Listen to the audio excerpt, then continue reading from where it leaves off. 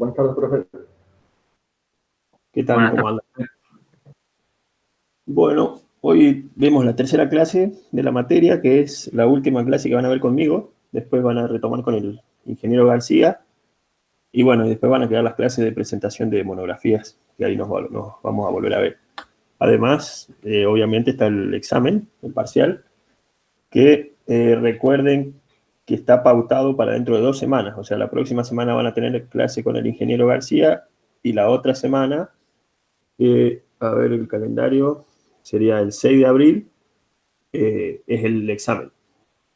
Recuerden que el examen, el primer parcial, solo abarca los temas que vieron conmigo, o sea, los temas que van a ver hasta la clase de hoy. Después, los temas del segundo parcial son los que van a ver con el ingeniero García. ¿Sí? Bueno, los temas, como ya habíamos hablado, están en el apunte, la gran mayoría, del apunte del ingeniero García, están en ese documento de complemento que les subí al Classroom, y además están también el material auxiliar, que es lo que pueden descargar, por ejemplo, de ANAC, que es el código aeronáutico. Bueno, en realidad no de ANAC, sino ahí van a poder ver el vínculo, pero eso lo bajan de Infoleg, es el código aeronáutico, y además algo de lo que vamos a ver en la clase de hoy, que es básicamente el convenio de Chicago. Bien. Bueno, supongo que no hay ninguna duda respecto a eso, si no, me interrumpen. Y bueno, y con esto ya podemos empezar la clase de hoy. Ahí les voy a presentar la pantalla. Ponemos a grabar la clase, ¿están de acuerdo?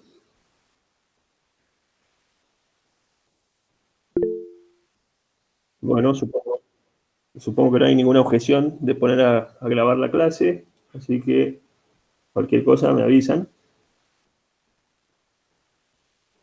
Ahí iniciamos con la grabación. Bueno, en la clase pasada habíamos estado viendo la unidad 2 y nos había quedado pendiente el último tema, que no es un tema menor, al contrario, uno de los más importantes de la materia, que es la definición de los organismos internacionales de control, que en realidad no son organismos de control, sino son de reglamentación, que es básicamente, valga la redundancia, la base de toda la regulación aeronáutica de gran parte del mundo. Por ejemplo, las normas aeronáuticas argentinas, que son las que se componen en esas siglas, que son la RAC, están basadas en casi, vamos a decir que son casi una copia de lo que son las normas establecidas por la Organización de Aviación Civil Internacional, que es justamente el organismo que nuclea todo lo que tiene que ver con aviación civil a nivel internacional. Bueno, en la clase pasada vimos la parte de legislación aeronáutica dentro del país. Habíamos hablado de la ley 17.285 del Código Aeronáutico y habíamos hablado de la autoridad aeronáutica que rige en la Argentina, que es la ANAC, la Administración Nacional de Aviación Civil. Además, existen otros organismos que están relacionados a la operación aeronáutica y al control aeronáutico, que son la EANA, la Empresa Argentina de Navegación Aérea, que es la que tiene a cargo todo lo que es, principalmente tiene a cargo todo lo que es la dirección del control de tránsito aéreo, además de otras actividades. Y tenemos el ORSNA, que es el organismo regulador del Sistema Nacional de Aeropuertos, que es el que controla todos los aeropuertos del país, que en su mayoría están concesionados a la empresa argentina Aeropuertos Argentina 2000, entonces es el organismo de control de la concesión y bueno, y también de regulación de todas las disposiciones aeroportuarias. Bueno, eso es a nivel país. Dentro de cada país es justamente el Estado nacional de cada país, o de acuerdo a lo que su legislación lo indique, quien controla, regula y supervisa la actividad aeronáutica. Más allá de esto, existe existen lineamientos internacionales que son de gran ayuda para ordenar de forma uniforme la actividad aeronáutica en todo el mundo. Esto facilita, obviamente, de forma notable, lo que es la operación aeronáutica a nivel internacional. O sea, como hablábamos hace un par de clases, el transporte aéreo es eminentemente internacional, o sea, es la puerta de entrada a la gran conectividad del mundo en viajes de relativamente corta duración.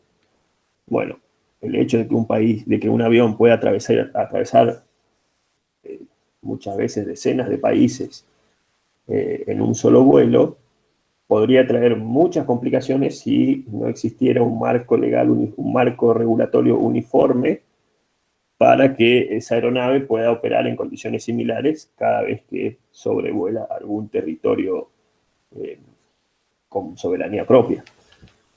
Entonces, a partir de esto, que ya se vislumbraba hacia finales de la Primera Guerra Mundial, es que se acordaron convenios multilaterales para uniformizar todo lo que es la regulación aérea. Bueno, haciendo un poquito de historia, vamos a ver que tenemos lo que son organismos de control y empresas internacionales, como llamó acá el ingeniero al título de su apunte. Pero antes de arrancar con la IATA, vamos a arrancar con la OASI. La OASI es un organismo que a partir del año 1947 depende de las Naciones Unidas, o sea que es un organismo supranacional, como le dicen, y que está conformado por una asamblea a la que actualmente está compuesta por 193 países, es decir, casi todos los países del mundo, los cuales acordaron una serie de disposiciones que permiten uniformizar la operación aérea. Bueno, en términos históricos, el predecesor de la OASI, escúchenme, el predecesor de la OASI o de la ICAO, como serían las siglas en inglés, es el Convenio de París y el convenio también de La Habana. El Convenio de París fue del año 1919, cuando terminó la Primera Guerra Mundial. Ya recuerdan lo que habíamos visto, los aviones ya tenían alcances en algunos casos de más de 1000 kilómetros, y bueno, en Europa ya se vislumbraba su potencial para conectar naciones distantes. Entonces se convocó a un acuerdo que estaba muy ligado a lo que era la Liga de las Naciones de ese momento, que fue como un antecesor de la Organización de Naciones Unidas, pero a la cual Estados Unidos, que era la potencia incipiente de ese momento, no acordaba todavía su inclusión. Entonces, muy ligado a la Liga de las Naciones, se redactó el Convenio de París, al que accedieron cerca de 50 países para lo que hablábamos antes, uniformizar la reglamentación y la regulación aérea.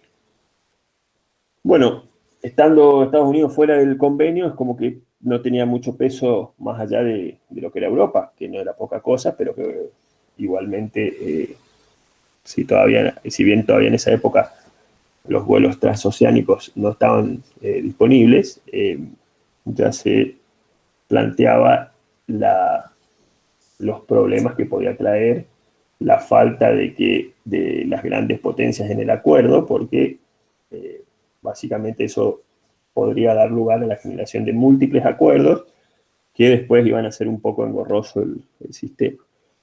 Bueno, Estados Unidos, fuera del Convenio de París, decidió convocar a su propia convención sobre aviación o aviación comercial en el marco de una asamblea de los Estados Americanos que se dio en el año 1928 en La Habana, y bueno, bajo esa reunión se introdujo el convenio de navegación comercial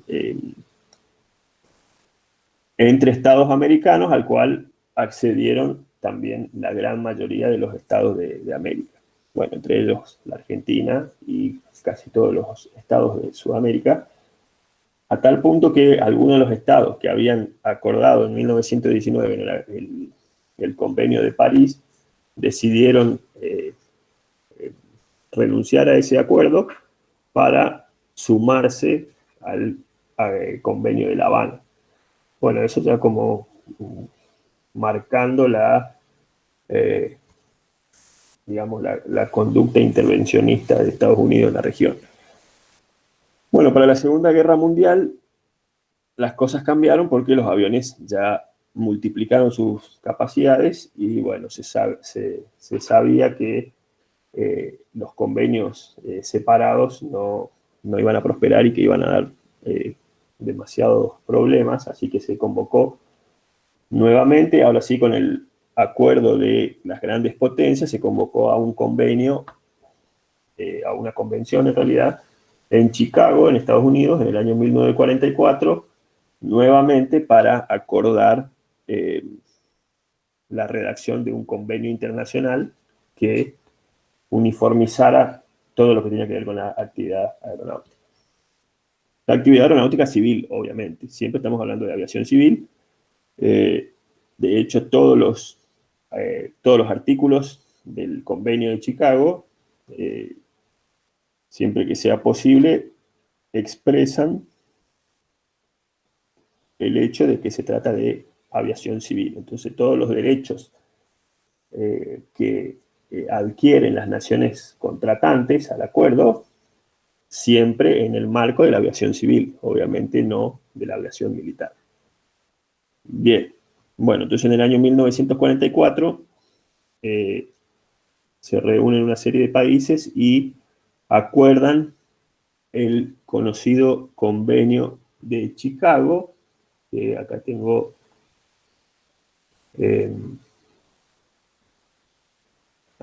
aquí tengo la copia actual, el documento 7300/9, es la novena, tiene 9 enmiendas, entonces este sería creo que es el último.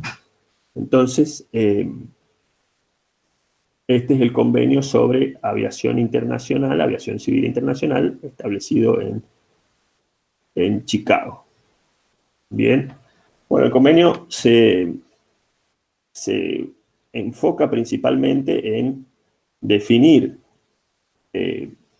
los derechos del aire de las naciones contratantes y sobre todo enfatiza la equidad a la hora de la explotación aérea. O sea, toda nación contratante tiene la obligación de actuar equitativamente con las exigencias hacia sus propias aerolíneas como a las aerolíneas extranjeras que operen en su país. Básicamente no se le puede exigir más a los que vienen de afuera que a los propios. Una cosa así sería el concepto. Bueno, aquí está digamos, lo más importante es que el convenio fue adoptado y firmado en Chicago el 7 de diciembre de 1944. Y en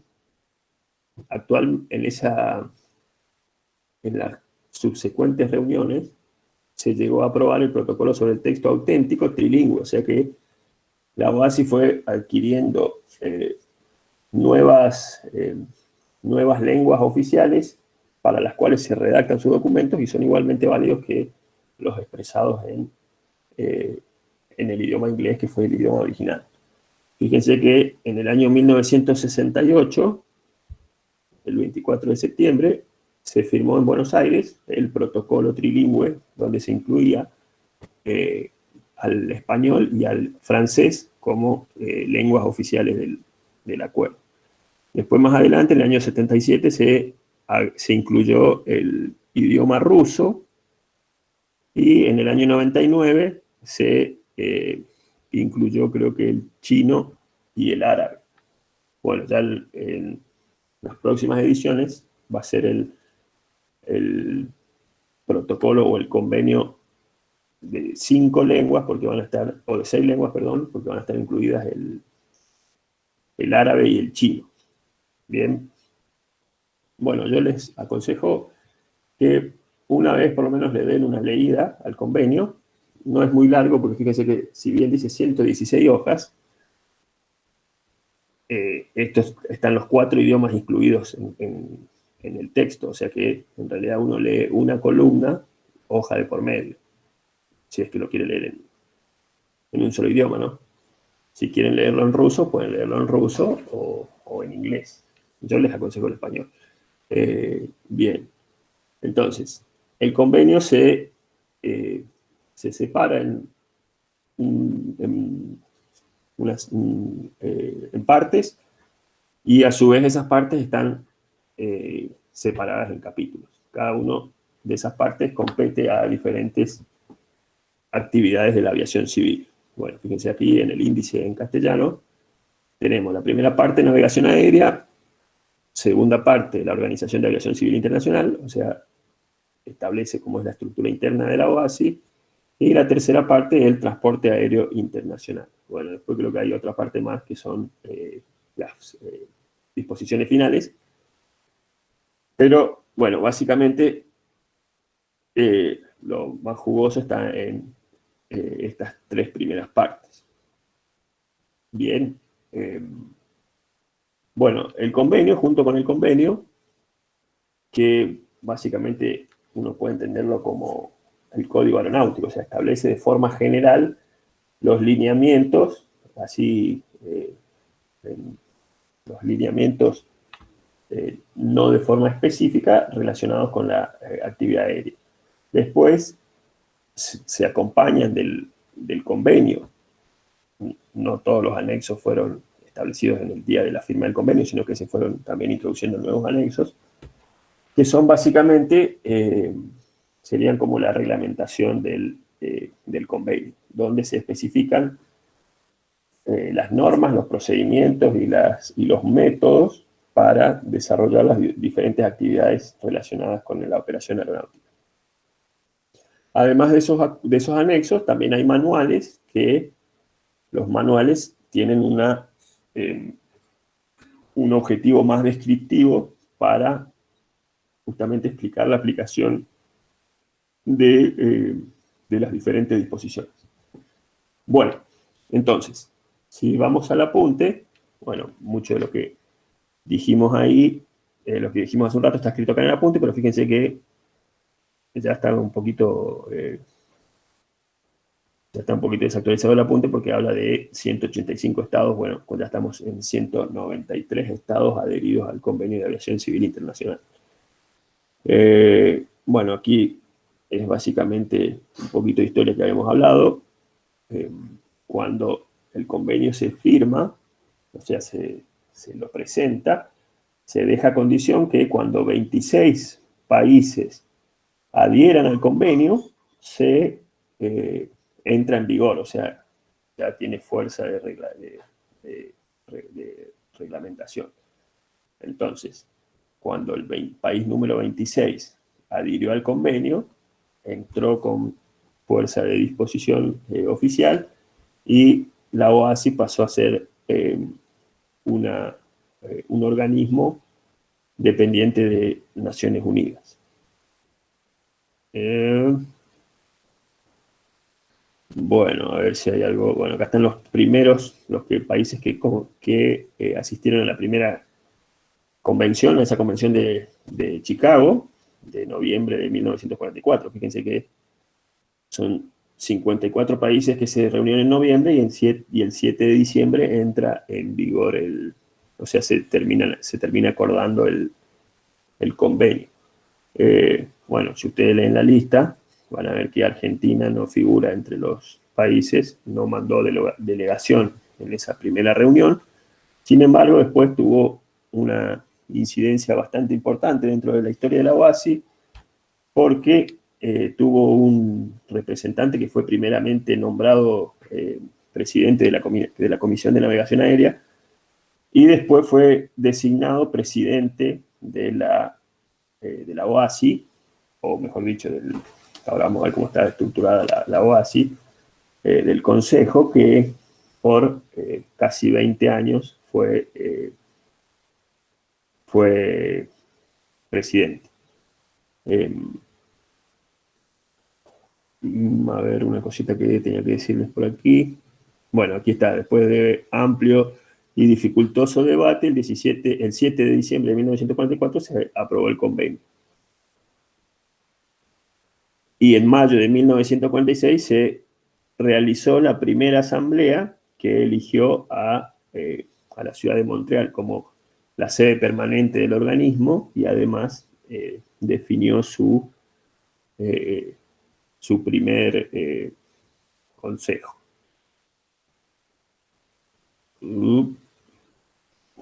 Bueno, si vemos el apunte, nos va resumiendo algunas cosas. Por ejemplo, los fines de la OASI son básicamente un resumen de lo que está establecido en el convenio. Entonces, si uno viene a la fuente, tiene el convenio, y fíjense que acá yo resalté algunos textos, por ejemplo.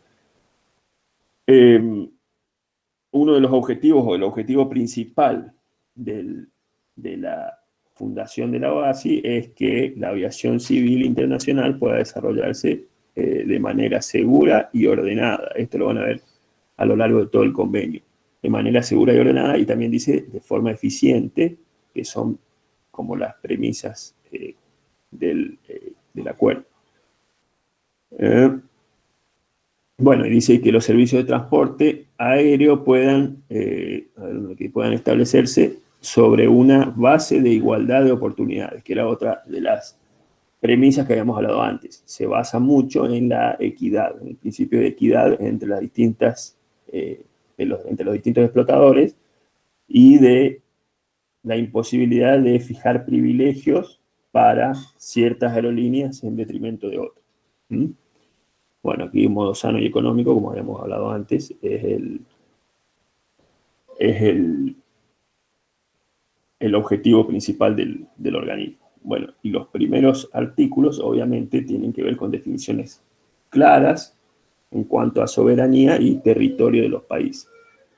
Bueno, y esto es un poco lo que decía el Código Aeronáutico antes, que es básicamente lo que marcan los tratados internacionales. Entonces, el principio de soberanía se establece en el artículo 1 del convenio y establece que todos los estados contratantes reconocen que todo estado tiene soberanía plena y exclusiva en el espacio aéreo situado sobre su territorio, ¿sí? O sea, Argentina, por ejemplo, es el soberano sobre todos los cielos, todo el cielo que se encuentra por sobre su territorio. Y además, obviamente que hay que definir territorio, porque esa sería la otra parte, que se considera como territorio de un estado las áreas terrestres y las aguas territoriales adyacentes, ¿sí? También lo que establece el Código Aeronáutico, que la nación argentina es soberana sobre todo el espacio aéreo que cubre el territorio nacional y sus aguas jurisdiccionales, ¿no? Bueno, nuevamente, artículo 3, el convenio se aplica solamente a las aeronaves civiles y no a las aeronaves de Estado. Bueno, ¿qué son las aeronaves de Estado? Las que tienen que ver con aeronaves militares y las aeronaves utilizadas para servicios de Estado, como por ejemplo aduanas o policías, por ejemplo, aviones de vigilancia. Bueno, los estados contratantes ¿cómo se dice? Los estados contratantes plantean que ninguna aeronave de Estado se comprometen a que ninguna aeronave de Estado vuele sobre el territorio de otro Estado sin tener un convenio o una autorización para ello, ¿no?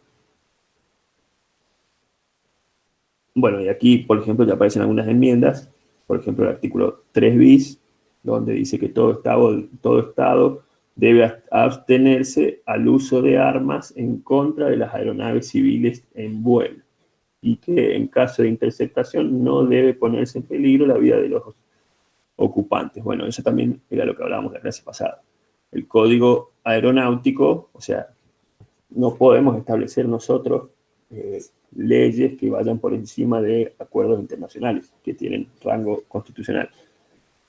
O sea, la ley de derribo de aeronaves civiles es básicamente inconstitucional, uno podría pensar. El Estado argentino no tiene la potestad de utilizar armas contra aeronaves civiles. Sí tiene la potestad para exigir, por ejemplo, su descenso o el seguimiento de una determinada ruta, pero no tiene derecho, en principio, de derribar una aeronave civil si es que ésta no está poniendo en peligro la vida de otras personas, ¿sí? Bueno, esto es lo que hablamos antes. En el ejercicio de su soberanía, el Estado tiene derecho a exigir el aterrizaje en un aeropuerto designado. Bien. Bueno, todos esos artículos tan importantes son los que forman parte del capítulo 1 de la primera parte de navegación aérea, que son los principios generales y aplicación del convenio. Bueno, así ustedes van a ir viendo diferentes artículos y seguramente se van a dar cuenta de cuáles son las cosas importantes. Por ejemplo, en el capítulo 2, vuelo sobre territorio de estados contratantes, van a ver el artículo 5, que define un poco vagamente lo que son libertades del aire o lo que son privilegios de navegación aérea internacional. Bueno, dice, derecho del vuelo de servicios no regulares. En principio, cualquier servicio no regular de un estado contratante puede sobrevolar el espacio aéreo de otro estado, con una aeronave civil, obviamente, sin necesidad de obtener permiso previo. Bueno, esto después fue un poco extendido a lo que son los vuelos regulares, donde se exige un permiso, pero se plantea la libertad de poder sobrevolar el territorio de un estado contratante si es que no hay fines comerciales dentro de ese estado. Esa es una de las libertades técnicas que vamos a ver más adelante. Bueno, en ese sentido, el estado dueño del territorio no puede oponerse al sobrevuelo de una aeronave civil de otro estado contratante sin que ésta descienda con algún objetivo comercial. Bueno, eso después lo vamos a desarrollar un poquito más. Bueno, esto es lo que hablamos para los servicios aéreos regulares. Y para los servicios de cabotaje, bueno, dice que cada estado es soberano o tiene derecho a negar a las aeronaves de los demás estados contratantes el permiso de embarcar en su territorio pasajeros, correo o carga. Pero bueno, en el momento que un estado contratante admite la operación de una aerolínea extranjera, tiene que admitir la operación de aerolíneas de otros estados contratantes. No puede actuar de forma privilegiada en favor de un estado con respecto a otro. Siempre está el principio de equidad de la explotación aérea. Fíjense que acá en la última frase se expresa que los estados no tienen derecho a firmar acuerdos de exclusividad para la operación aeronáutica dentro de otro estado, ¿sí? Profe, sobre eso una consulta. Lo Sí, que quiere decir ese artículo es que, por ejemplo, si se le cede el control de una ruta aérea y el espacio para aterrizar a, por ejemplo, a aviones argentinos, no puede ser solamente de aerolínea argentina. Tiene que ser de cualquier otra aerolínea que sea de no, Argentina, si son vuelos ¿no? de cabotaje, Argentina tiene el derecho de explotar el cabotaje solo con aerolíneas nacionales. Ahora, si Argentina Ah, abre su cielo para que operen otras aerolíneas internacionales, o sea, de otras nacionalidades, en ese caso no puede fijar un contrato de exclusividad con una aerolínea determinada. ¿Se entiende? O sea, yo no puedo decir solamente los aviones de Lufthansa pueden entrar al país y ningún otro, porque ahí estaría perfecto. privilegiando, digamos, en este caso una aerolínea alemana por sobre las otras. O sea, en el momento de que se admite la operación de otras aerolíneas, necesariamente se tiene que abrir el mercado digamos, a las aerolíneas de cualquier país. Obviamente esto no quiere decir que bajo las condiciones que impongan las aerolíneas, sino bajo condiciones equitativas para todas las aerolíneas. incluidas las propias aerolíneas de bandera. Perfecto, gracias, profe. Bueno, otro tema importante es la determinación de zonas prohibidas. Dentro del Estado, si bien una de las libertades del aire nos obliga a permitir el sobrevuelo de aeronaves por sobre nuestro territorio, podemos establecer zonas prohibidas por donde las aeronaves no pueden circular por alguna razón, ya sea de seguridad nacional, alguna razón de conservación del ambiente o de seguridad. Se pueden prohibir los vuelos por determinadas regiones del país, siempre que exista una razón real para esa prohibición y sobre todo que la prohibición sea equitativa para todas las aerolíneas, inclusive para las del propio país. O sea, yo puedo establecer que todos los vuelos que ingresen a la Argentina tienen que pasar sí o sí por un determinado aeropuerto internacional. Bueno, pero eso va a tener que ser también cumplido por las propias aerolíneas del país.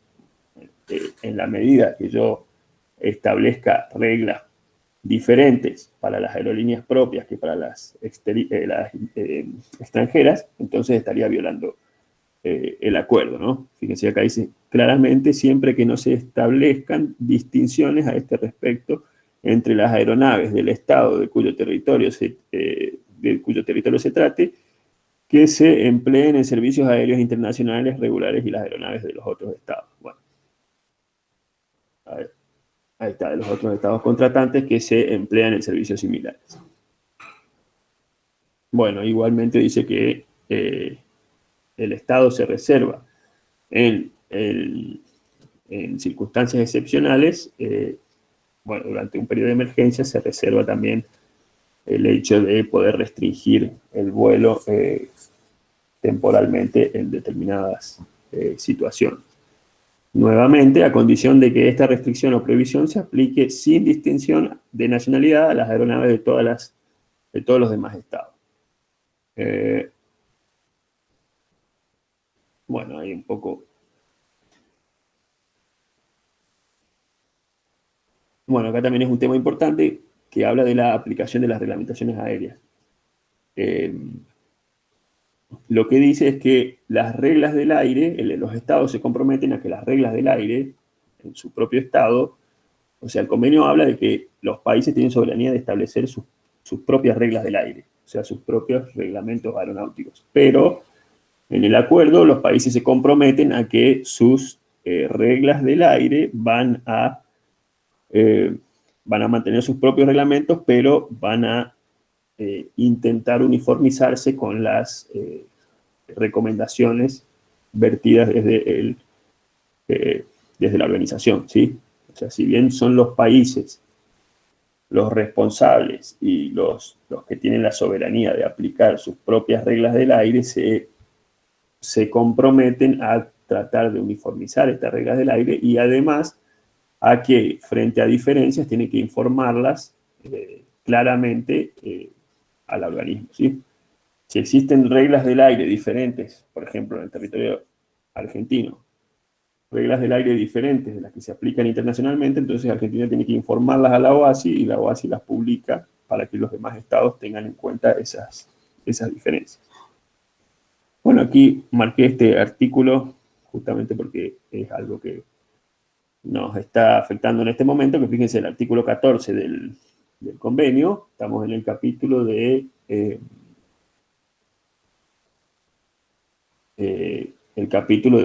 vuelos sobre territorio de estados contratantes, o sea, básicamente definir disposiciones en cuanto al vuelo internacional propiamente dicho. Bueno, entre esas disposiciones está el compromiso de los países de prevenir la propagación de enfermedades, ¿sí?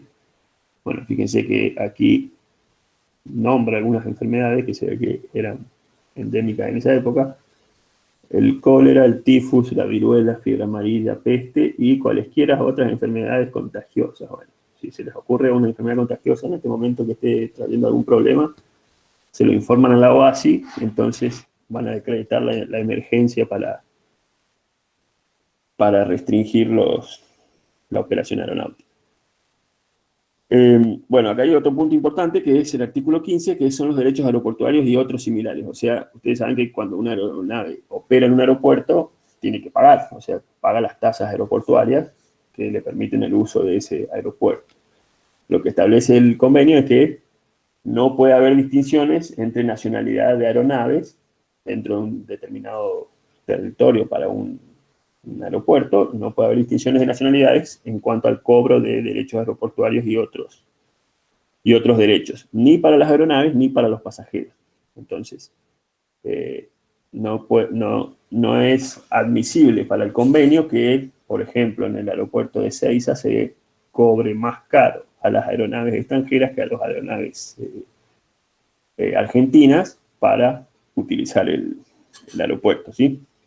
Lo mismo para el tema, para los pasajeros. Yo no puedo cobrarle a los pasajeros de otros países tasas diferentes de las que les cobro a los pasajeros nacionales. Bueno, ahí hay algunas controversias porque habla incluso de cuestiones relacionadas a las tasas migratorias. Por ejemplo, ustedes saben que si van a otros países como Estados Unidos, Australia, Canadá, bueno, no se me ocurre algún otro ahora, ustedes necesitan pagar una visa, o sea, pagar un visado previo que va en el orden de, no sé, 90 a 100 y pico de dólares. Bueno, en Cuba también creo que pagan una tasa de 25 dólares. Bueno, esas tasas entonces, después por principio de reciprocidad, se las cobran también a los ciudadanos de esos países que ingresan a otros cuando llegan a los aeropuertos, ¿sí? Bueno, esto es lo que hablamos antes, ningún Estado contratante impondrá derechos, impuestos u otros gravámenes por el mero hecho del tránsito, entrada o salida de su territorio de cualquier aeronave de un Estado contratante o de las personas o bienes que se encuentren a bordo. O sea, en la medida que no se trate de objetivos de importación, el Estado no puede cobrar, por ejemplo, tasas por el equipaje que traen las personas, tasas diferentes a las que les cobran sus propios ciudadanos. Bueno, y después entra el otro tema de las tasas migratorias, que, bueno, también genera cierta controversia. Bueno, el capítulo 3, nacionalidad de aeronaves, básicamente establece las disposiciones para inscripción de aeronaves y, bueno, para establecer su nacionalidad. Bueno, acá hay un artículo de la matriculación doble que ya habíamos hablado cuando vimos el código aeronáutico, que es la nacionalidad de un país, de una aeronave. Cuando se inscribe en otro país, se extingue automáticamente porque no se admiten condiciones de doble nacionalidad o de doble matriculación de una aeronave.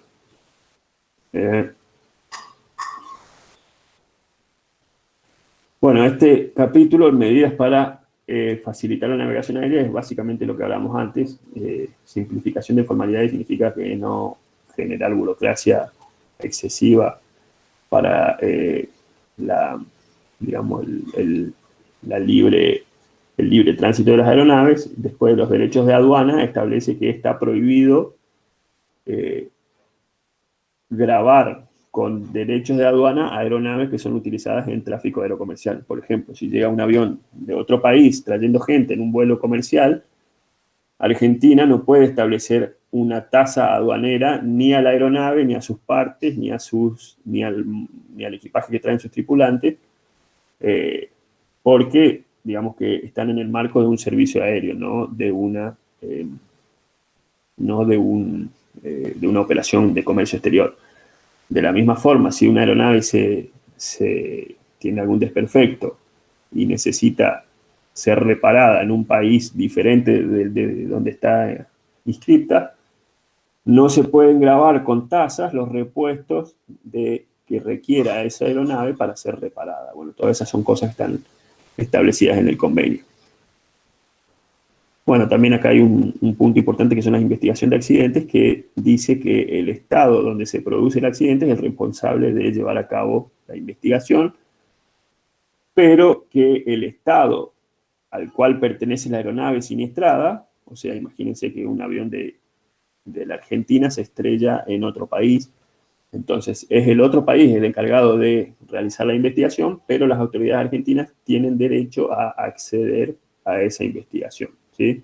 Se permitirá a los estados donde está matriculada la aeronave que designe observadores, o sea, puede designar observadores para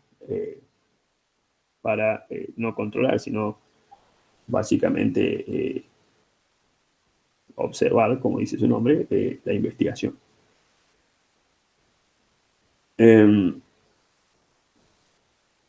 Bueno, aquí era lo que hablábamos antes, que los estados se comprometen a proveer todos los servicios necesarios para la navegación aérea y adoptar y aplicar sistemas normalizados apropiados sobre los procedimientos y comunicaciones, códigos, etc. O sea, los estados se comprometen a llevar su normativa aeronáutica hacia la uniformidad establecida por la OASI. De la misma forma, a proveer sistemas en buenas condiciones para la operación segura y eficiente de las aeronaves. Bueno, acá se ponen de acuerdo en todos los documentos que deben llevar las aeronaves. Fíjense, bueno, ahí está en inglés. El certificado de matrícula, certificado de aeronavegabilidad, las licencias. Bueno, acá en el certificado de aeronavegabilidad también los estados se comprometen a reconocer los certificados de aeronavegabilidad realizados en sus estados, digamos, en los países donde están matriculadas las aeronaves, y bueno, esos convenios también tienen que facilitar la operación aeronáutica.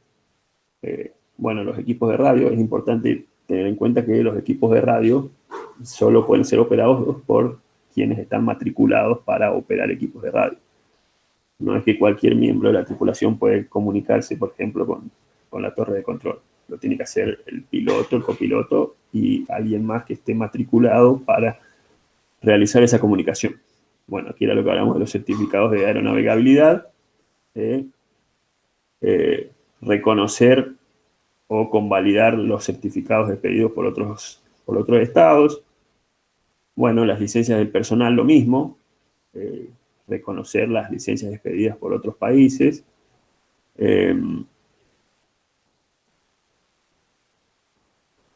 Bueno, y este también era lo que habíamos hablado antes, que es adoptar las normas y procedimientos internacionales. O sea, los estados se comprometen a adecuar su normativa a las normas internacionales.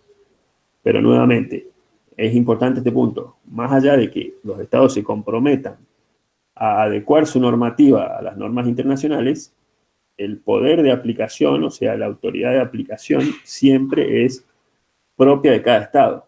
Es propia de la autoridad aeronáutica de cada estado, ¿sí? En la Argentina es la ANAC la que controla toda la actividad aeronáutica. Bueno, creo que después lo que viene es la organización de la OASI, que es ese resumen que hicimos antes, por ahí no está del todo detallado aquí en el apunte, sino que se centra más que nada en lo que es la organización de la OASI, y bueno, y todo lo que está resumido ahí es básicamente lo que van a ver en la segunda parte del convenio. Bueno, nombre y composición, se le da el nombre, y se fijan los objetivos, que son los que están ahí detallados en el apunte, pero fíjense que siempre decimos lograr el desarrollo seguro y ordenado de la aviación civil internacional en todo el mundo. Fomentar las técnicas de diseño y manejo de aeronaves para fines pacíficos. Estimular el desarrollo de aerovías, aeropuertos, instalaciones y servicios de navegación aérea. Bueno, de hecho la OASI tiene financiamiento para los países que requieran adecuar o modernizar sus instalaciones. La OASI tiene entre ciertas facilidades para acceder a ese financiamiento, que después se paga, ese compromiso se paga con las ganancias obtenidas de la operación aérea. Bueno, satisfacer las necesidades de los pueblos del mundo respecto al transporte aéreo seguro, regular, eficaz y económico. Bueno, esta es otra de las 4 características que van a ver a lo largo del convenio. Seguro, regular, eficaz y económico. Evitar el despilfarro económico producido por una competencia excesiva. Bueno, recuerdan que antes habíamos hablado de, en la clase pasada creo, de que el servicio aéreo estaba fuertemente regulado. Y a partir de la desregulación planteada a fines de los 80, principios de los 90, es que explotaron las aerolíneas low cost, sobre todo en las regiones de alta densidad de población. Bueno, asegurar que se respeten plenamente los derechos de los estados contratantes y que cada estado contratante tenga oportunidad equitativa. De vuelta, acá lo subrayamos porque todo el convenio se refiere a la oportunidad equitativa de explotar empresas de transporte aéreo internacional. Bueno, esta fue una de las disputas que hubo en el convenio. Los países no estaban tan seguros de incluir esta, digamos, esta condición de libre competencia directa con aerolíneas de Estados Unidos, que eran por lejos las más importantes del mundo. O sea, el servicio aéreo doméstico de Estados Unidos es el más grande del mundo, y los estados veían que dejar entrar a Estados Unidos en todos lados iba básicamente a generar un monopolio norteamericano de la industria aeronáutica. Por eso se plantea el tema de la regulación ordenada, del desarrollo ordenado, de evitar el despilfarro por competencia excesiva, etc. Bueno, este otro punto importante que es evitar discriminación entre estados contratantes. Es lo que hablábamos antes. Todos los artículos anteriores, fíjense que van en la línea de evitar que haya privilegios hacia ciertas naciones, o hacia ciertas regiones en detrimento de otras. Bueno, lo importante ahora es la composición, que son las cosas que están resumidas en el apunte, cómo está compuesta la Organización de Aviación Civil Internacional. Bueno, acá no lo puedo marcar porque sé que esta hoja no está reconocida como texto, entonces lo subrayé así con rojo. Fíjense que la OASI va a estar conformada, en primer término, por una asamblea, que la asamblea es básicamente formada por un representante con derecho a un voto por cada país miembro de la organización. O sea, hoy por hoy tenemos 193 países en la organización, entonces tenemos 193 representantes que conforman la asamblea de la OASI. Bueno, acá lo que hablamos antes, todos los estados contratantes tendrán igual derecho a estar representados en las reuniones de la asamblea. Si bien les permite tener más representantes o más representantes, siempre cada estado tendrá derecho a un voto. ¿Sí? Bueno, después establece cuáles son los criterios para establecer las votaciones, las mayorías simples, y en el artículo 49, las facultades y deberes de la Asamblea. Bueno, eligen en cada reunión su presidente y otros dignatarios y elegir los estados contratantes que estarán representados en el Consejo. Si bien la Asamblea es como la composición primaria de la OASI, todos los actos ejecutivos se dan a través del Consejo. El Consejo está formado por un número menor de países que son elegidos por la Asamblea cada 3 años y que además de responder a la votación de la Asamblea, también tienen que responder a otros requisitos o requerimientos de influencia en el mercado aeronáutico internacional y de representación geográfica de todas las regiones del mundo. O sea que, por ejemplo, no puede ser que no exista ningún país africano o ningún país latinoamericano en todo el Consejo. O sea, todos los miembros del Consejo deben estar representadas todas las regiones del mundo. Además, deben estar representadas las naciones o las principales naciones que definen o que tienen más peso en la actividad aeronáutica internacional. Bueno, entonces dijimos, la Asamblea tiene derecho o tiene el deber de elegir al Consejo, tiene el deber de examinar los informes del Consejo.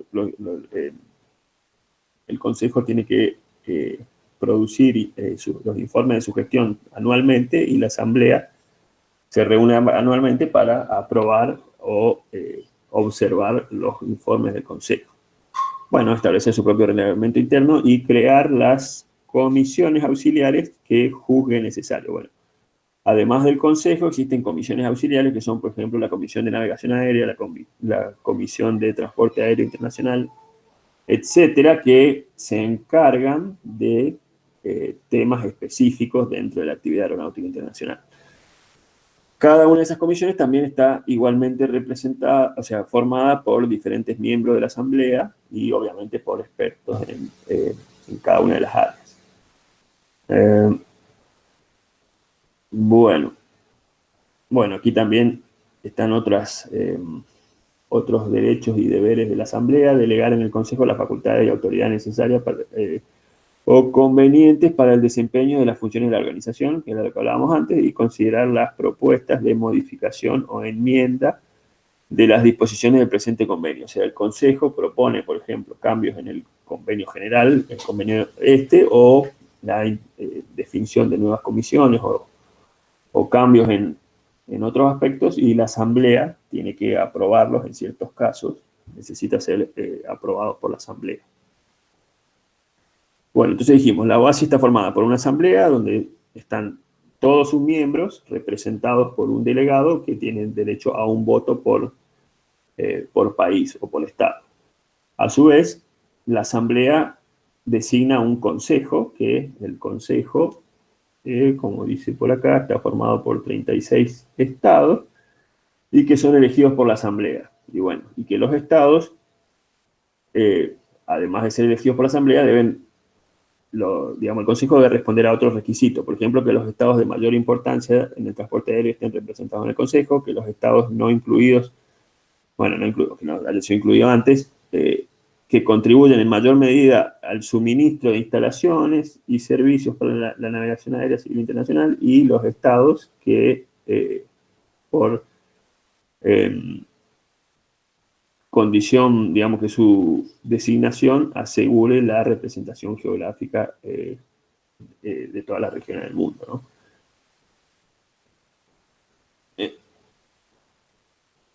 Bueno, este es un tema importante, que es obviamente que el representante de ningún estado puede estar directamente o indirectamente vinculado con alguna aerolínea o con la explotación de algún tipo de actividad aerocomercial en el mundo. Básicamente por un conflicto de intereses, tienen que ser personas, en principio, independientes al mercado aerocomercial. Bueno, aquí en el artículo 51 se establecen las obligaciones y los deberes del presidente del Congreso y en el artículo 52 las votaciones del Congreso. Bueno, dice que las decisiones del Congreso deberán ser aprobadas por mayoría de sus miembros, o sea, la votación tiene que ser mayoría. Además, dice que en el artículo 53 dice que los otros estados que no forman parte del Congreso pueden asistir igualmente a las asambleas y a las votaciones, aunque no tienen derecho a votar. Bueno, están las funciones obligatorias del Congreso, entre las que destacamos son nombrar y definir las funciones de un comité de transporte aéreo. Esto fue derivado del primer convenio, o sea, de este convenio, de la primera asamblea, se determinó la necesidad de definir el comité de transporte aéreo y de establecer la comisión de aeronavegación, ¿sí? Bueno, nombrar a su funcionario ejecutivo principal, que es el secretario general, solicitar, comprobar, examinar y publicar información relativa, bueno. Comunicar a los estados contratantes toda infracción del presente convenio. O sea, si un estado está cometiendo una infracción, el Consejo es el que tiene que hacerle saber que existe una infracción, y si esa infracción persiste, es el que tiene la potestad de aplicar las sanciones o de comunicar a la asamblea para aplicar las sanciones. Bueno, considerar las recomendaciones de la Comisión de Aeronavegación para enmendar los anexos. El convenio está acompañado por una serie de anexos que son los que básicamente reglamentan todo lo que tiene que ver con las distintas actividades. Bueno, otras funciones facultativas del Consejo y bueno, ya en el capítulo 10 ya empieza a hablar de la Comisión de Aeronavegación, donde se fijan algunas obligaciones como considerar y recomendar al Consejo a efectos de adopción, modificaciones a los anexos del presente convenio. Bueno, básicamente la Comisión de Aeronavegación es la que define los cambios y en los anexos. Bueno, ya creo que, a ver si queda algo más. Bueno, la parte de finanzas, eso después se lo dejo para que lo lean. Básicamente dice que los estados, cada uno de los estados contratantes es responsable de financiar a cada uno de sus delegados. O sea que cuando un país envía a sus delegados a la asamblea, los costos van por parte del propio país. Bueno, entre otras cosas. Además, cada país tiene la obligación de contribuir con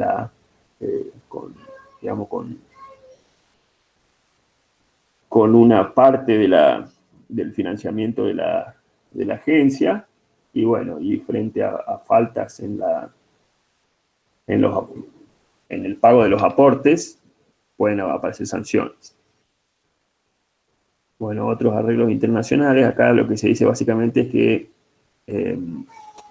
los estados se comprometen a no firmar acuerdos que violen el convenio, y además se comprometen a informar cuáles son todos los acuerdos que tienen firmados, cuáles son todos los acuerdos vigentes que tienen firmados con otros países, siempre que obviamente no violen el acuerdo, digamos, el convenio.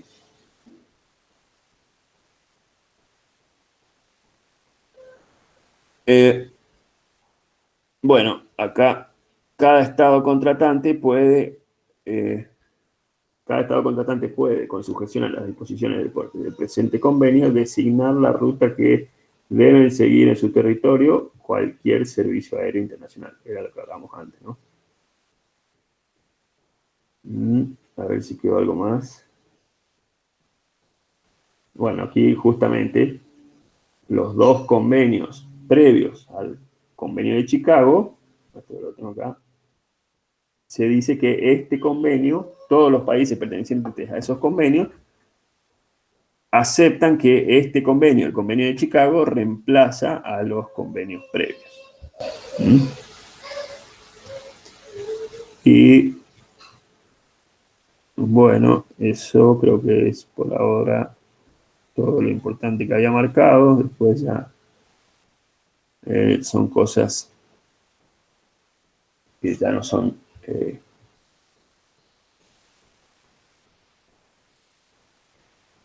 bueno, estos ya son disposiciones propias de los protocolos de estos que ampliaron los lenguajes oficiales de la organización. Bueno, eso en cuanto al convenio. Hemos resumido bastantes cosas que ya están aquí en otras secciones del apunte. Bueno, fíjense que acá dice que la OASI está formada por una asamblea, por un consejo, por un comité de aeronavegabilidad, una comisión de transporte aéreo. Bueno, fíjense por ahí que hay alguna diferencia en la nomenclatura. Y bueno, después también están marcadas otras comisiones que aparecieron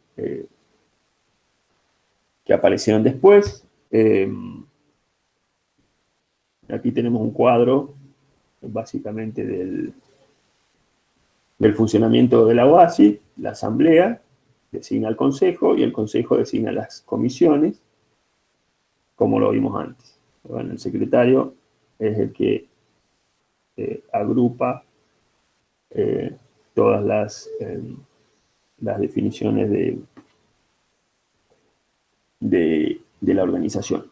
Bueno, puntos importantes que si bien no están explícitamente marcados en el convenio, son los que surgen digamos, de sus disposiciones, son las funciones normativas de la OASI que le dan, por un lado, un poder de iniciativa en materia de legislación aérea internacional, o sea, las disposiciones de la OASI después los estados contratantes se comprometen a tratar de adecuarse a esas disposiciones. Tiene la potestad reglamentaria justamente que es definir cuáles son los reglamentos de la aviación internacional. Y un punto que ahí nos salteamos cuando vimos el convenio, que son las facultades de tipo jurisdiccional. O sea, la OASI es la que define en primer término cuáles son los procedimientos para determinar, por ejemplo, controversias entre dos estados contratantes.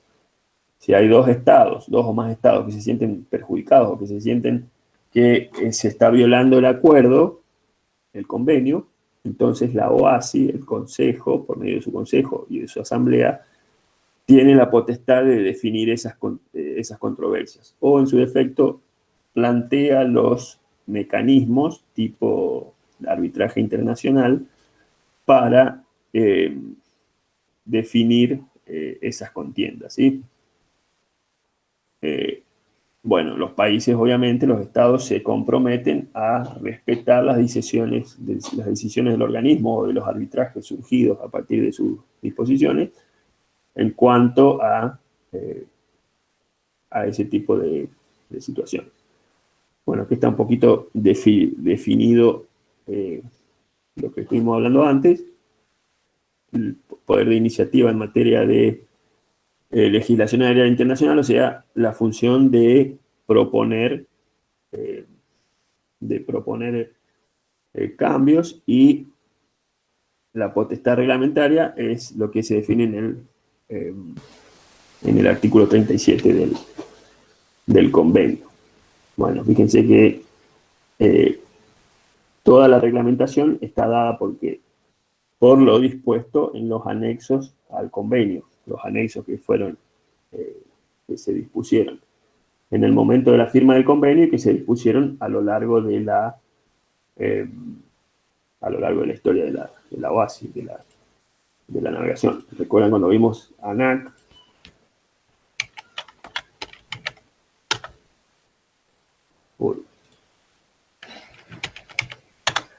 Cuando vimos la página de la ANAC,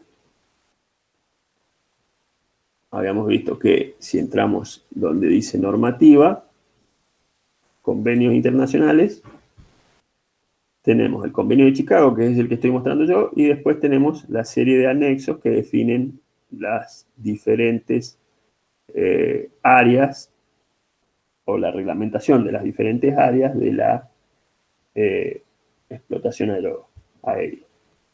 Por ejemplo, licencias al personal. Uno puede ingresar a licencias al personal y ver cuáles son todos los requisitos que define la OASI para las licencias al personal. Por ejemplo, reglamento del aire. A ver, algo que se me ocurra ahora. Uno pone, por ejemplo, ¿recuerdan de Aeronáutica General cuando definíamos las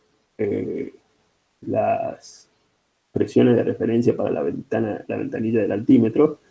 Bueno, aquí dice, por ejemplo, que es un nivel de vuelo, superficie de presión atmosférica constante relacionada con determinada referencia de presión, 1013.25 hectopascales. Bueno, es básicamente lo que habíamos definido nosotros. Después, si uno busca altitud indicada, le va a decir que se define con una presión de referencia QNH.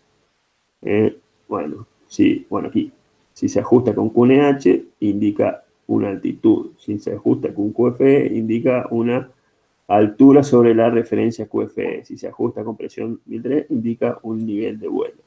Bueno, todas esas cosas están establecidas, por ejemplo, en el reglamento del aire de la OASI. Ustedes en esta materia van a trabajar mucho con el anexo 14. Anexo 14, aeródromos. Bueno, aquí se disponen todas las reglamentaciones para los aeródromos, si avanzamos un poco, bueno, no avanzo con el teclado. Bueno, define, por ejemplo, las clases, categorías, etcétera, pero inclusive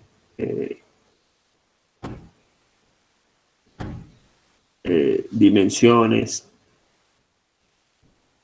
anchos, distancias, alturas de obstáculos, curvas, obviamente indicaciones, cartelería, colores, balizamiento, todo eso está establecido en el anexo 14, en la parte 1 que es aeródromos para aviones convencionales y la parte 2 que es para helipuertos. Pero bueno, en nuestro caso vamos a ver parte 1, a su vez, además de los anexos, que son los que expresan la reglamentación, existen los manuales, que son los que explican o ayudan a adecuarse a la normativa, ¿sí?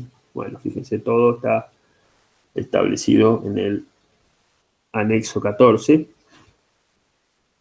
que es el anexo relacionado a los aeródromos. Y así podemos ver todos los anexos. Existe hasta el anexo 19 actualmente, que es gestión de la seguridad operacional. Pero tenemos, por ejemplo, anexo 17, seguridad, protección a la aviación civil, etcétera. Tenemos el anexo 16, protección al medio ambiente. Bueno, todo eso está establecido en los anexos que son parte del convenio. O sea, por más que obviamente no estén expresados en el texto, básico, son partes del convenio. Bueno, esa es la potestad reglamentaria que se vierte a partir de los anexos. Fíjense que aquí se hace una distinción entre lo que son los métodos, procedimientos recomendados y normas. Bueno, métodos son aquellos cuya aplicación se considera conveniente. Procedimientos recomendados y normas se determinó en la 10ª Asamblea de la BASI, que corresponderán a aquellas especificaciones cuya aplicación uniforme se considera necesaria. Básicamente es lo que hay que hacer, ¿no? Bueno, y facultad de tipo jurisdiccional es lo que hablábamos antes. Frente a una controversia, es el Consejo el que define o el que podrá definir las condiciones de arbitraje para que se determine la cuestión. Bueno, ahí establece una serie de plazos para que se expida al Consejo. Una vez que la resolución está determinada, cuál es el plazo que tiene la nación o el Estado afectado para cumplir la resolución. Bueno, todo eso está bien definido. Y fíjense aquí, que era lo que les hablaba antes, Walter Julio Binaghi fue el presidente del Consejo de la OASI durante 20 años, que después de haber presidido la Comisión de Aeronavegación, fue designado por unanimidad en el año 1957, creo, como presidente, y después fue reelecto hasta que decidió retirarse durante 6 elecciones siguientes. Bueno, no son muchos los presidentes de la base, creo que son 6 o 7 en toda su historia, porque generalmente duran bastante tiempo. De hecho, el que está actualmente creo que lleva más de 20 años. Así que es un cierto privilegio haber contado con un ingeniero argentino como presidente de la base. Lo que vamos a decir así medio en secreto para que nadie se entere es que no era ingeniero aeronáutico, era ingeniero civil y pertenecía al ejército. Así que eso se los dejo como confidencial. Bueno, el control de aeropuertos era básicamente lo que hablábamos antes, y aquí está especificado precisamente lo que fue el convenio de Chicago, los países que estuvieron en la primera reunión y cuáles fueron las primeras comisiones que se dieron en esa primera asamblea, si se puede llamar así. La comisión 1 era Convención Multilateral de Aviación y Organismo Internacional de Aeronáutica. Comisión 2, Normas y Procedimientos Técnicos. Comisión 3, Rutas Aéreas Provisorias. Y Comisión 4, Consejo Interno o Interino. Bueno, muchas de las disposiciones que se anexaron después al Convenio de Chicago ya estaban establecidas desde antes. Venían, por ejemplo, desde disposiciones del Convenio de París. Simplemente, en algunos aspectos, el Convenio de Chicago vino a formalizar a nivel global lo que en muchos aspectos ya se estaba realizando. Bueno, esto es el resumen de lo que vimos recién, de cómo está compuesto el convenio, y aquí el encabezado del convenio que ya lo habíamos visto. Aquí están los anexos. Creo que están todos porque ya estaba actualizado el apunte hasta el último anexo. Y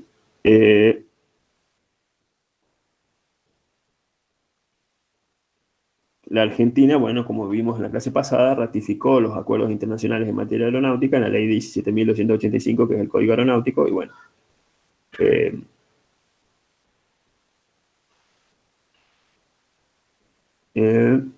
Y bueno, ahora sí pasamos al último punto aquí relacionado al convenio de la base, que es el de libertades técnicas, el de libertades del aire.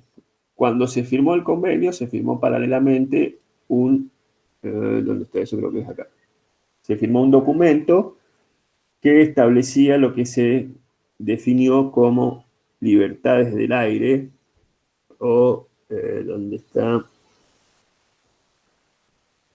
Bueno, Freedoms of the Air, así literalmente se traducido al inglés, las libertades del aire, básicamente establecen cuáles son los privilegios o los derechos que tienen las naciones de los estados contratantes para operar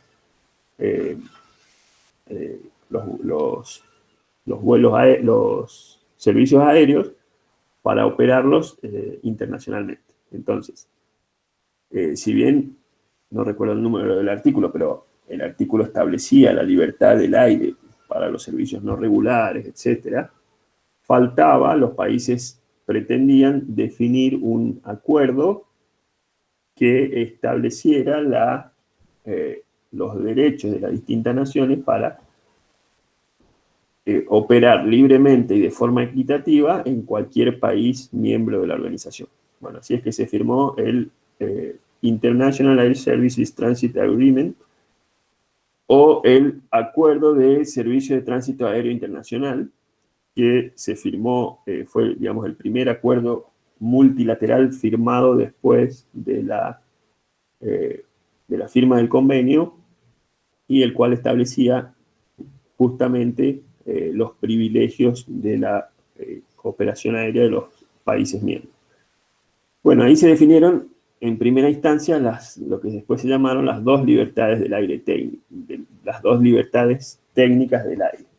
Bueno, lamentablemente no conseguí el texto en castellano, pero es simplemente para que sepan de dónde vienen las libertades del aire, porque por ahí uno lee en algunos resúmenes que las libertades del aire están expresadas en el Convenio de Chicago. Bueno, en realidad no están expresadas en el Convenio de Chicago, están expresadas en el acuerdo de servicio de tránsito aéreo internacional, que se firmó junto al Acuerdo de Chicago. Bueno, ahí se establecieron las primeras dos libertades del aire, que son el privilegio de volar a través de un territorio extranjero sin aterrizar, o sea, simplemente sobrevolarlo, y el otro privilegio es aterrizar sin fines comerciales, sino con fines de una escala técnica, por ejemplo, reabastecimiento de combustible.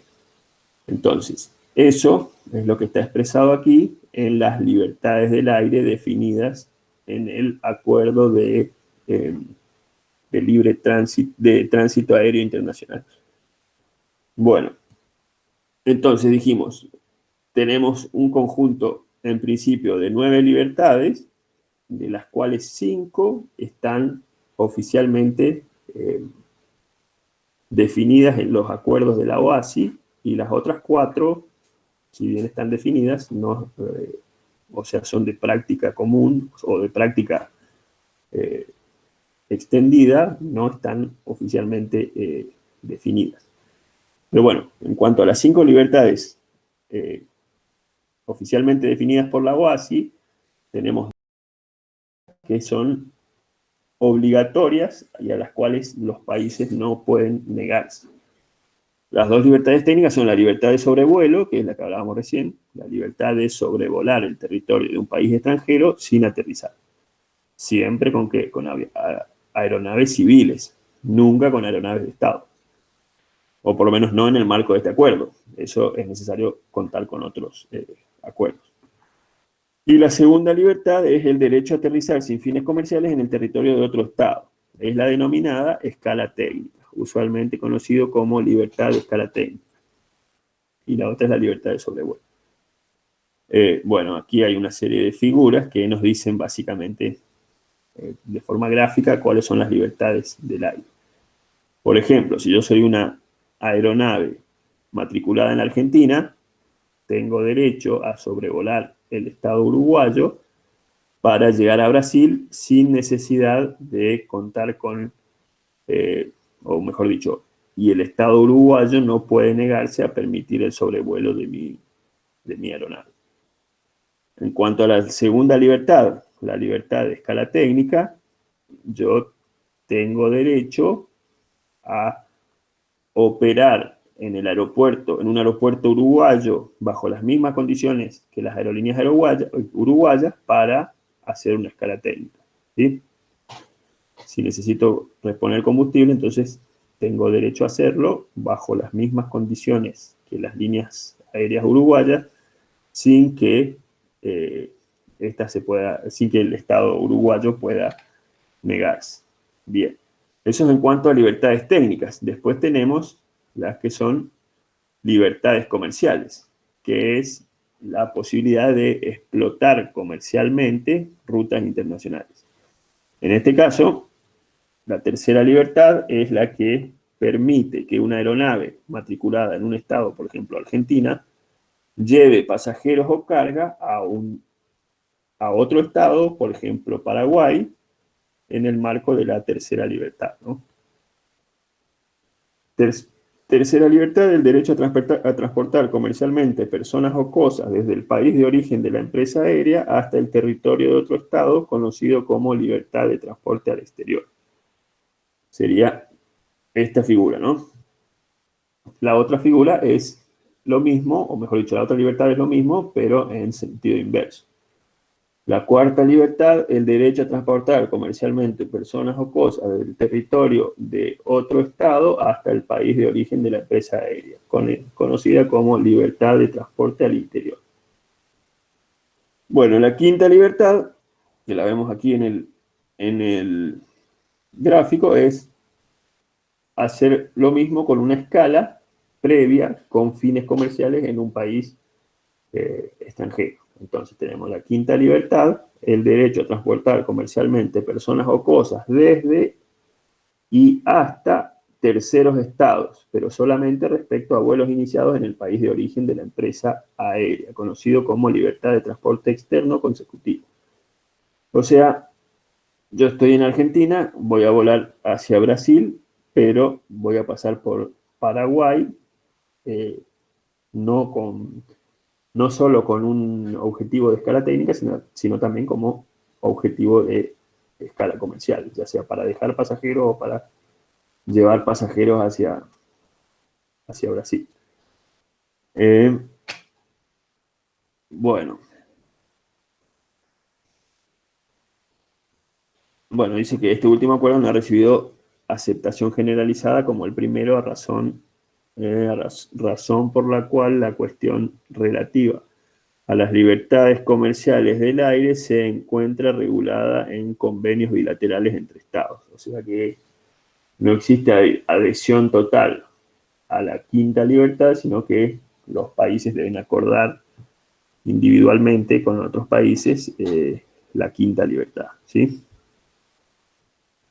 Bueno, y después existen nuevas libertades, como le llaman el ingeniero, o en inglés le dicen so-called freedoms, o libertades de uso práctico, también lo vi en otro lado, pero son básicamente otros esquemas que funcionan eh, también comercialmente, pero que, por ejemplo, permiten ya sea vuelos que inician en países extranjeros y tienen como escala previa, escala intermedia, al país de origen de la aerolínea, como es la sexta libertad, o vuelos que se desarrollan completamente en países fuera del país donde está la aerolínea, donde está radicada la aerolínea. Por ejemplo, la séptima libertad son vuelos que inician en un tercer país y llegan a otro país ajeno a la empresa, ajeno al país de radicación de la empresa aérea. O sea, tenemos una línea aérea argentina que opera desde Sucre en Bolivia hasta Brasilia en Brasil, es decir, no pasa por Argentina y opera un vuelo internacional. Después tenemos la octava libertad que lo que admite es que se realice una escala con un vuelo de cabotaje interno. O sea, una empresa radicada en Argentina vuela hasta San Pablo, en Brasil, y de ahí realiza una escala hacia Brasilia, es decir, opera un vuelo interno dentro de un país extranjero. Y la última libertad es el cabotaje, directamente el cabotaje en un tercer país, o sea, en un país ajeno al país donde está radicado la aerolínea. Una aerolínea radicada en la Argentina vuela desde San Pablo a Brasilia en un vuelo doméstico, es decir, un vuelo de cabotaje en un tercer país. ¿Mm? Eso le llaman el cabotaje autónomo, y el otro, el cabotaje, digamos, que es parte de un vuelo internacional, se llama cabotaje consecutivo. Bueno, eso en cuanto a las libertades. Como les digo, las libertades no están expresadas en el Convenio de Chicago, sino que están expresadas en el Acuerdo de Tránsito, de Servicios de Tránsito Aéreo Internacional. Y fíjense que, por ejemplo, tenemos el manual, creo que es este, tenemos aquí el manual sobre la reglamentación del transporte aéreo internacional. Recuerdan, la OASI tiene, por un lado, el convenio marco, después tiene los anexos y además tiene los manuales, además de una serie de otros documentos, ¿no? Pero básicamente esos son los principales. Entonces ahí en el manual uno puede ver que en derecho de explotación ya definimos o sea, ya el manual se enmarca en las diferentes libertades del aire. Si acá escribo libertades del aire, vamos a ver que por algún lado estaba referenciado el documento del que estamos hablando. Bueno, aquí fíjense en el manual de la OASI están expresadas gráficamente las libertades del aire de una forma un poco más esquemática. O sea, las 9 libertades del aire, la primera, el sobrevuelo. La segunda, la escala técnica. La tercera, que ya es una libertad comercial, el desembarque de tráfico. La cuarta es la recogida de tráfico. La quinta, transporte de tráfico hacia desde un tercer estado. Y la sexta es transporte de tráfico pasando por el estado del transportista. O sea, salgo de un tercer estado, llego a otro estado. Bueno, después teníamos la séptima, que era operar entre dos estados fuera del estado del transportista, y la séptima, el cabotaje consecutivo y el cabotaje autónomo. ¿Sí? Bueno, por algún lado estaba expresado el documento, no lo estoy encontrando ahora, el documento al cual hace referencia o donde se definen las libertades. Pero bueno, si no, lo tenemos en este también lo encontré en inglés, era este. Sí. Bueno, este es un documento digamos que es una guía de la regulación internacional del transporte aéreo, y fíjense que aquí, en este documento, se establecen las libertades del aire y se hace referencia al acuerdo, aquí, al acuerdo, aquí, perdón, de International Air Agreement. Bueno, ahí es donde están definidas las libertades del aire. Y aquí hace referencia a las libertades del aire. Bueno, eso en cuanto a la OASI. Ahora hacemos un descanso y pasamos ya a la siguiente unidad. Pero bueno, es importante en este punto tener clara la diferencia entre las libertades técnicas y las libertades comerciales, ¿sí? Y, bueno, conocer cuáles son las potestades de la OASI, la potestad de iniciativa en materia de legislación aérea internacional, la potestad reglamentaria, la potestad de tipo jurisdiccional,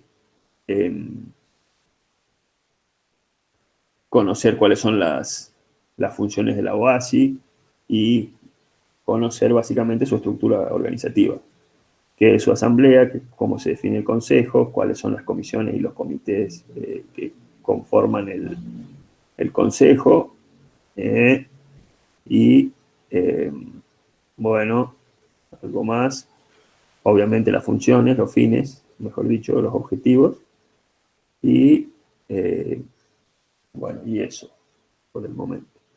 Bueno, y por último, nos había quedado esto, definir la IATA. Bueno, la IATA también es un organismo internacional, pero en este caso no es un organismo oficial, sino que es un organismo que nuclea las empresas de aviación internacional privadas. Bueno, IATA significa International Air Transport Association, o sea, la Asociación de Transporte Aéreo Internacional, y se fundó en La Habana en 1945. Bueno, sus funciones son básicamente agrupar a las principales aerolíneas y definir no normas, sino recomendaciones y procedimientos para facilitar el transporte aéreo internacional. Por ejemplo, la IATA es responsable de lo que es el sistema de seguimiento de equipajes, que permite que los equipajes en general lleguen a sus destinos, más allá de que uno a veces se tome vuelos que tienen múltiples escalas y bueno, y a partir de los códigos de seguimiento y esas cosas definidos por la IATA, es que se agiliza el sistema de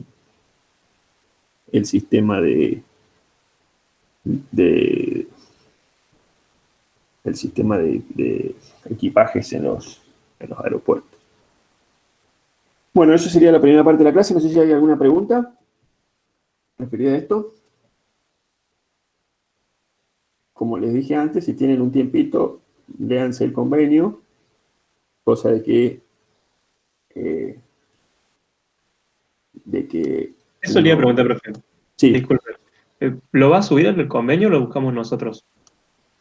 Y el convenio se los puede subir o lo pueden buscar ustedes directamente de la página de la ANAC, así se van familiarizando también un poco con el contenido acá de la página. Fíjense que acá en normativa, como yo les había dicho antes, están las reglamentaciones argentinas de aviación civil, las RAC o las DENAR, como eran antes, que son básicamente la descripción de las diferentes normas. Si uno ingresa a cualquiera de estos archivos, por ejemplo, vamos a ver el que habíamos visto antes. A ver.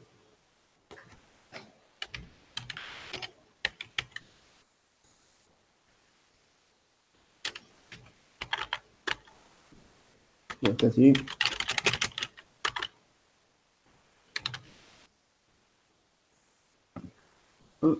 Acá, reglas de vuelo, le llamo. Si uno entra en reglas de vuelo, va a ver que es muy parecido a todo lo que se establece, a lo que establece la OASI en su anexo de reglamento del aire. ¿Sí? Bueno, ¿por qué? Porque básicamente tratamos de adaptarnos.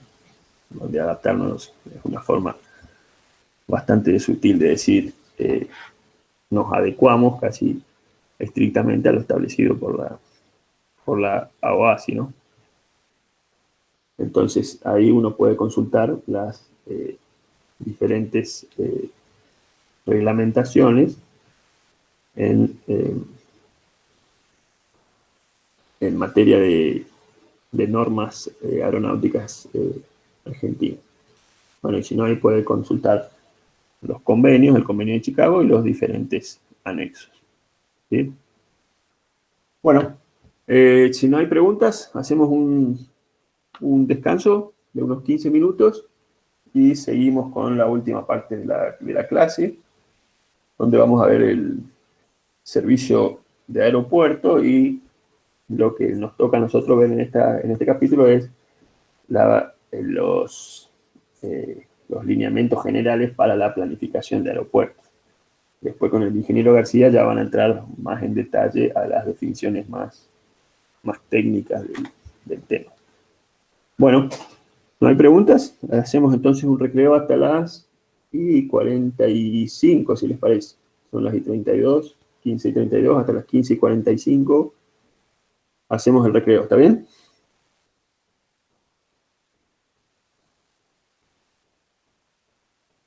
Bueno, seguimos en un rato entonces.